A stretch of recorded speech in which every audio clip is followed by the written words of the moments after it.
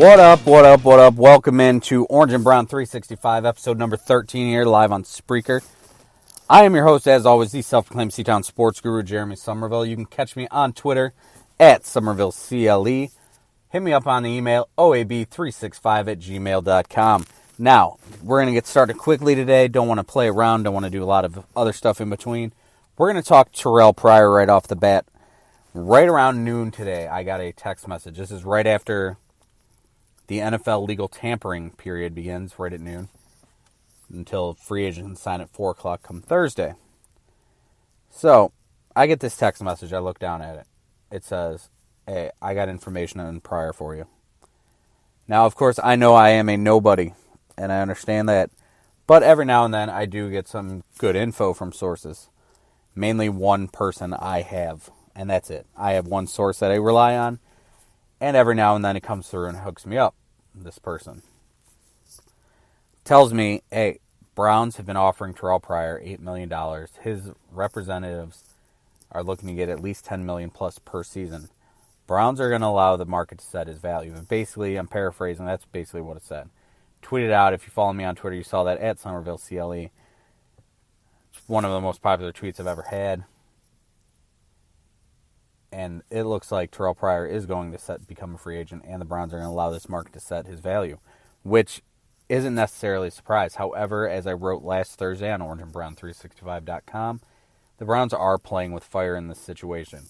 The Cleveland Browns are a team who not only need to keep their talent, but also try to keep their overly loyal fan base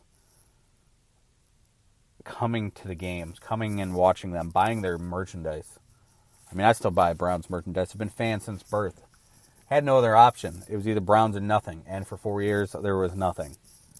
And it's felt like that for the past 17 years, like we've had a shell of something. So I understand when people get upset, that they're letting Pryor go to this point. They are playing with fire. I do believe that. However, I understand that sometimes when you're uncertain on a value of a player, you have to kind of let this happen. The New England Patriots are a team that's famous for doing it.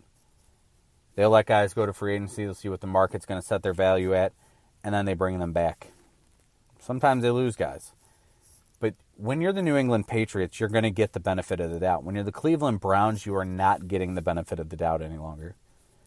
Guys like Mitchell Schwartz, who went out and came back with a price, and the Browns said no. You lost guys like Alex Mack, Taylor Gabriel. Now, of course, Taylor Gabriel is another story because Taylor Gabriel wasn't going to be the guy that we saw with Atlanta if he would have stayed in Cleveland. Biggest difference is he has Matt Ryan throwing him the ball there. You don't have that here in Cleveland yet. They need to find someone to throw the ball. That is the number one thing they need to get taken care of. And we've been over that a million times.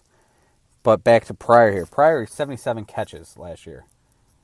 By far the most dynamic wide receiver we had on this team. And yes, they drafted Corey Coleman in round 1. So they could see him as someone who can take place of Pryor as far as numbers. But Corey Coleman is 5'11" at best. Terrelle Pryor is a true 6'4" and a half, 230 pounds. This is your big-bodied number 1 type wide receiver. Now, he is not a number 1 receiver.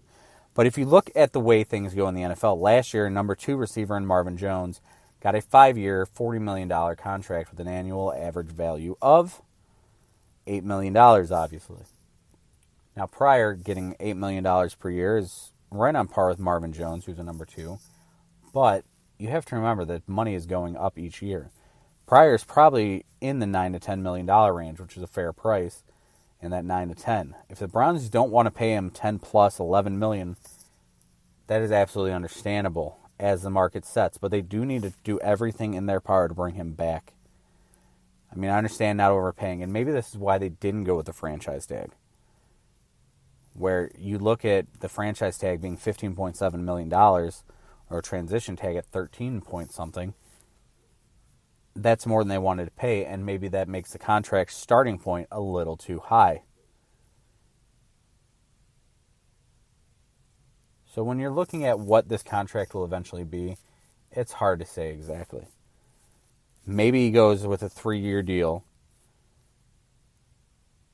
Maybe he goes with a 5-year deal. If he goes with a 3-year deal, he could set himself up for another big payday.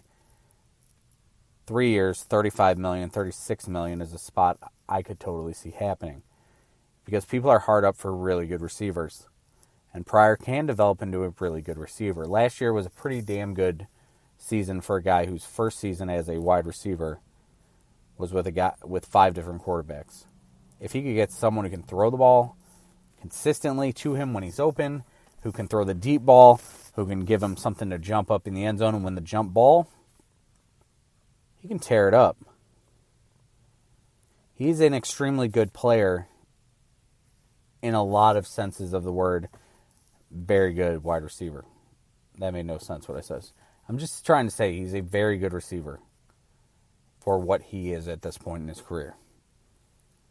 Now, obviously, there's a lot more work to be done because he did a lot of his damage in 4 or 5 games. But Pryor is a guy who is definitely worth taking the risk on, especially when you don't have a lot of playmakers on offense. Are the Browns going to let him go?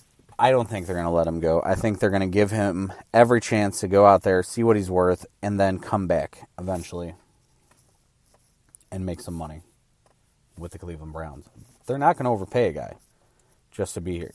The problem is he wants to be here. So you have that coming out in public saying you want to be here, just like Mitchell Schwartz did, and that's another guy you could lose.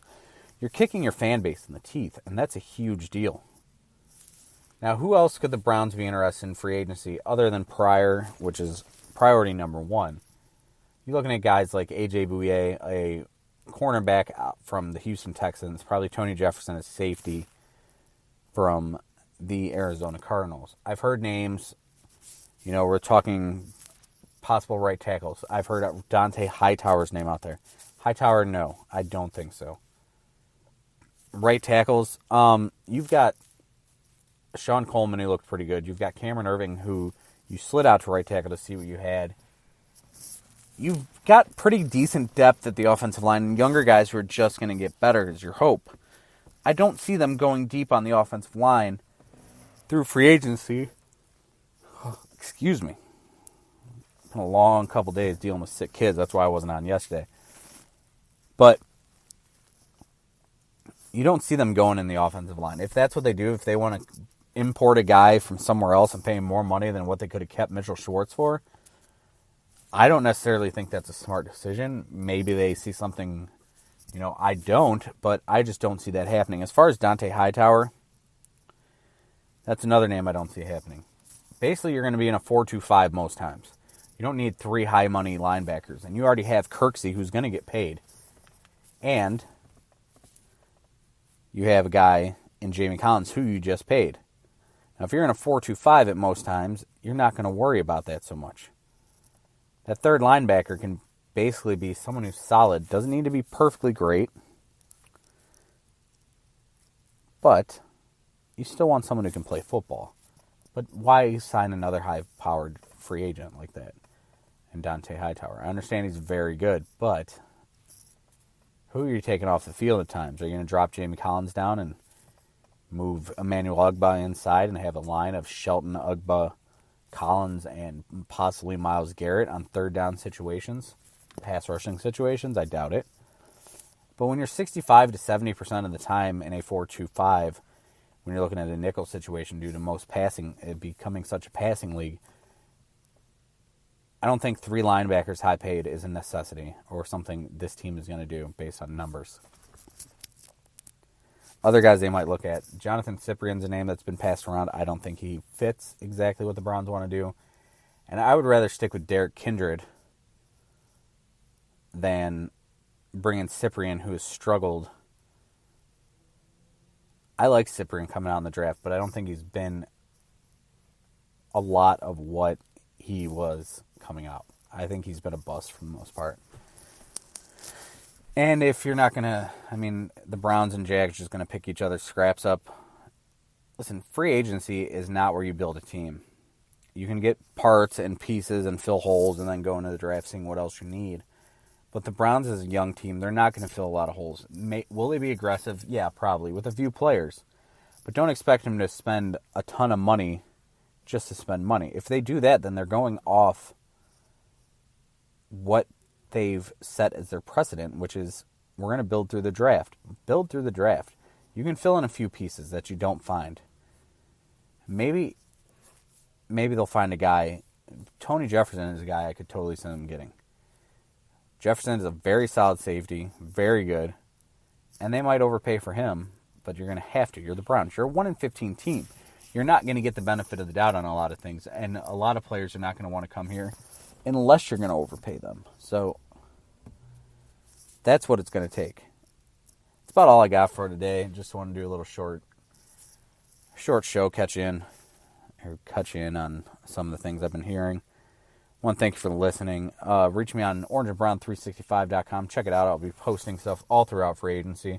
Trying to get more work up. Kind of hard balancing kids and other things I got going on right now. But trying to get up as much stuff as possible. Follow me on Twitter at SomervilleCLE. You want to hit up the show. You want to email me. Got anything you want to say? Questions, comments, anything else? oab365@gmail.com. Want to thank for listening. Catch me here on Spreaker Monday through Thursday, from 2:45 to about 3 o'clock. As I wait in line to pick up my kids, it's the best time to do it. Easiest thing to get for me. Want to thank you for listening. As always, remember, if you live the life you love, you'll love the life you live. Good night, kids.